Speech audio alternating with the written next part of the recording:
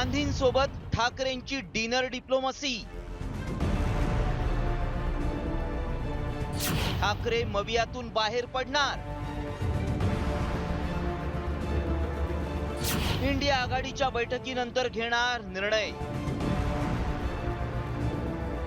दिवाळीनंतर स्थानिक स्वराज्य संस्थांच्या निवडणुकीचा धडाका उडणार हे निश्चित झालंय। तर मराठीच्या मुद्द्यावरून ठाकरे बंधूंनी एकीचा नारा दिलाय। त्यात काँग्रेस वगळता महाविकास आघाडीतील इतर पक्षांनी ठाकरेंच्या युतीला ग्रीन सिग्नल दिलाय।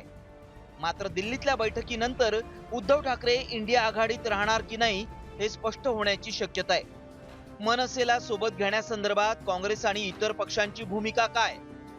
इंडिया आघाडीतील पक्ष राज ठाकरेंसोबतची युती स्वीकारतील का?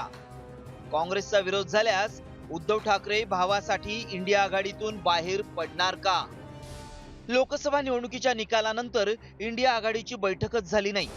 त्यातच आता राज्यातील आगामी काळात होणाऱ्या महापालिका निवडणुका आणि बिहारच्या मतदार पुनर्पडताळणीच्या विषयावरून राजकारण तापलेलं असताना राहुल गांधींनी इंडिया आघाडीची बैठक बोलावली आहे। मात्र याच बैठकीत राज ठाकरेंना आघाडीत घेण्यासंदर्भात चर्चा होण्याची शक्यता वर्तवली जातीये।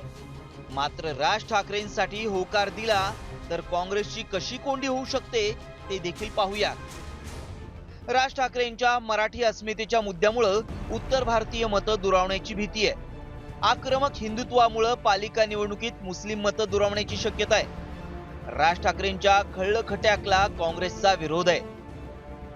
मात्र ठाकरे बंधूंच्या युती संदर्भात इंडिया आघाडीच्या बैठकीत चर्चा होण्याचा दावा संजय राऊतांनी फेटाळून लावलाय। हे मुंबईतले विषय दिल्लीमध्ये आणण्याचं कारण नाही।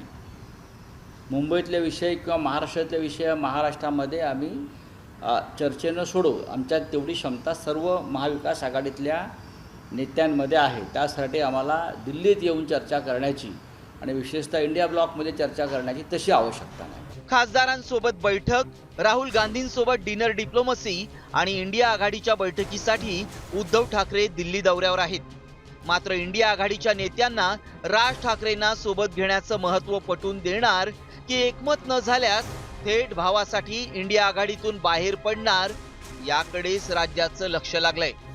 ब्युरो रिपोर्ट, साम टीव्ही न्यूज।